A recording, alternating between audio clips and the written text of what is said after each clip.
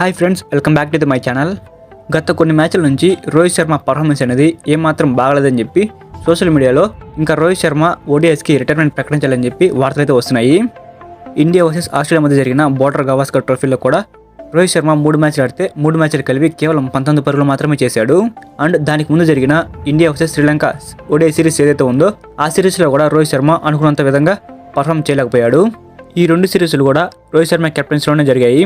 ఈ 2 సిరీస్లు మన టీమిండియా ఓడిపోవడం జరిగింది. అప్పటి నుంచి రోహిత్ శర్మ మీద భారం అనేది పెరిగింది. అండ్ ప్రజెంట్ జరుగుతున్నటువంటి India versus England ODI series ఏదైతే ఉందో ఈ సిరీస్ మొదటి మ్యాచ్లో కూడా రోహిత్ శర్మ కేవలం 2 పరుగులు మాత్రమే చేసి అవుట్ అయ్యాడు. మిగిలి ఉన్న 2 మ్యాచ్ల్లో కూడా రోహిత్ శర్మ ఇదే పర్ఫార్మెన్స్ కనుక ఇస్తే తనని ఛాంపియన్స్ ట్రోఫీ నుంచి తొలగించే అవకాశాలు కూడా ఉన్నట్లు వార్తలతో వస్తున్నాయి. ఒకవేళ తను ఛాంపియన్స్ ట్రోఫీలో ఉండి తన బ్యాట్ నుంచి ఛాంపియన్స్ ట్రోఫీలో రన్స్ కనుక రాకపోతే డెఫినెట్లీ ఛాంపియన్స్ ట్రోఫీ తర్వాత రిటైర్మెంట్ ప్రకటించే అవకాశం అయితే ఉంది. రోహిత్ శర్మకి ఇప్పుడు జరుగుతున్నటువంటి ఇండియా వర్సెస్ ఇంగ్లాండ్ సిరీస్ ఏదైతే ఉందో ఇది చాలా కీలకంగా అయితే మారబోతుంది. తన ఫ్యూచర్ అనేది ఈ సిరీస్ మీద అండ్ ఛాంపియన్స్ ట్రోఫీ మీదే డిపెండ్ అయ్యి ఉంది. ఇప్పుడు జరుగుతున్నటువంటి ఇండియా వర్సెస్ ఇంగ్లాండ్ సిరీస్లో రోహిత్ శర్మ పర్ఫార్మెన్స్ని బట్టి ఛాంపియన్స్ ట్రోఫీలో రోహిత్ శర్మకి కెప్టెన్సీ ఇవ్వాలా లేదనే దానిపై బీసీసీఐ అయితే ఒక నిర్ణయం తీసుకోనుంది. ఇప్పుడు మనం ఈ వీడియోలో బీసీసీఐ తీసుకున్న ఆ నిర్ణయం ఏమిటి, అండ్ రోహిత్ శర్మ ఛాంపియన్స్ ట్రోఫీలోకి అందుబాటులో ఉంటాడా లేదా, అండ్ మరొక ఇంపార్టెంట్ విషయం ఏమిటంటే ఇప్పుడు జరుగుతున్నటువంటి ఓడిఐ సిరీస్కి దూరమైన బుమ్రా ఛాంపియన్స్ ట్రోఫీకి తిరిగి వస్తాడా లేదా అనే విషయాలన్నిటి గురించి కూడా ఈ వీడియో తెలుసుకుందాం. అంతకంటే ముందుగా ఇండియా వర్సెస్ ఇంగ్లాండ్ మధ్య జరిగిన ఫస్ట్ ఓడిఐ సిరీస్లో ఏ ప్లేయర్స్ ఎంట్రన్స్ కొట్టారు, ఎన్ని వికెట్లు తీశారు అనేది ఈ వీడియోలో క్లియర్గా తెలుసుకుందాం. ఈ వీడియోని మీరు ఎక్కడ కూడా స్కిప్ చేయకుండా ఎన్ని వరకు చూడండి, మీకు చాలా ఇన్ఫర్మేషన్ అనేది తెలుస్తుంది. India versus England first ODI మ్యాచ్లో ఇంగ్లాండ్ మొదట టాస్ గెలిచింది. ముందుగా టాస్ గెలిచిన ఇంగ్లాండ్ మొదట బ్యాటింగ్ ఎంచుకుంది.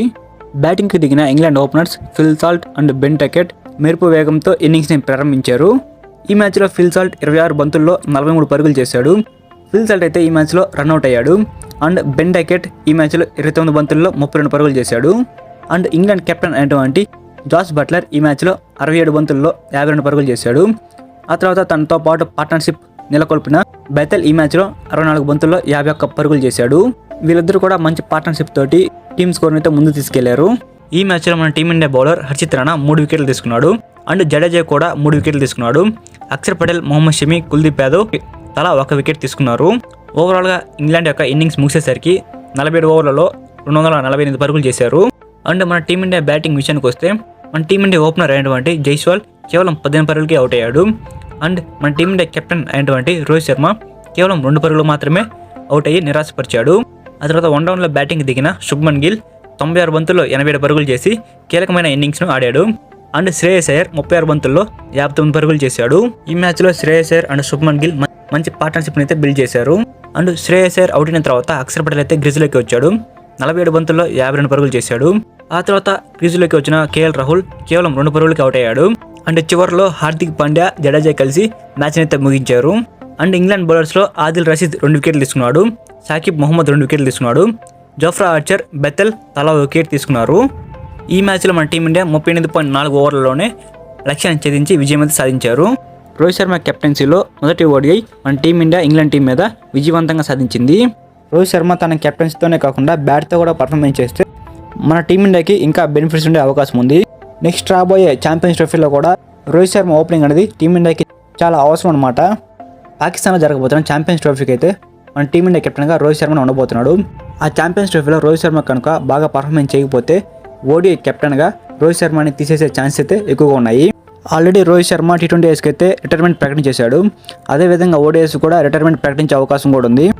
నాకేమనిపిస్తుందంటే ఛాంపియన్స్ ట్రోఫీలో కనుక రోహిత్ శర్మ బాగా పర్ఫార్మెన్స్ చేయకపోతే రిటైర్మెంట్ తీసుకుంటాడు అనిపిస్తుంది. సో దీనిపై మీ యొక్క అభిప్రాయం అయితే కింద కామెంట్లో తెలపండి. సో మరొక ఇంపార్టెంట్ విషయం ఏమిటంటే జస్ప్రీత్ బుమ్రా ఇంజురీ నుంచి అయితే ఇంకా కోలుకోలేదు. నెక్స్ట్ జరగబోతున్న ఛాంపియన్స్ ట్రోఫీలో కూడా జస్ప్రీత్ బుమ్రా ఉండే అవకాశం అయితే లేదు. అప్పటి లోపల కనుక కోలుకుంటే నెక్స్ట్ ఐపీఎల్కి వస్తాడు, లేదంటే ఆ ఐపీఎల్కు కూడా అందుబాటులో ఉండే అవకాశం లేదు. సో T20 వరల్డ్ కప్లో జస్ప్రీత్ బుమ్రా మన టీమిండియాకి మెయిన్ బౌలర్గా ఉన్నాడు. అదే ఛాంపియన్స్ ట్రోఫీకి కనుక అందుబాటులో లేకపోతే మన టీమిండియా ఛాంపియన్స్ ట్రోఫీ గెలవడం అనేది చాలా కష్టం అనమాట. నేనైతే జస్ప్రీత్ బుమ్రా ఛాంపియన్స్ ట్రోఫీ సమయానికి తిరిగి రావాలని కోరుకుంటున్నాను. సో ఇది గైస్ ఓవరాల్గా ఈ వీడియో అయితే. ఈ వీడియో కనుక మీకు ఇన్ఫర్మేటివ్ అనిపిస్తే వీడియోకి లైక్ చేయండి. సో ఇలానే మీరు డైలీ క్రికెట్ అప్డేట్స్ అనేవి తెలుసుకుంటూ ఉండాలంటే మన ఛానల్ని సబ్స్క్రైబ్ చేసుకొని అక్కడ ఉన్న బెల్ సింబల్ తనలో పెట్టుకోండి. Thank you for watching my video. Have a nice day guys.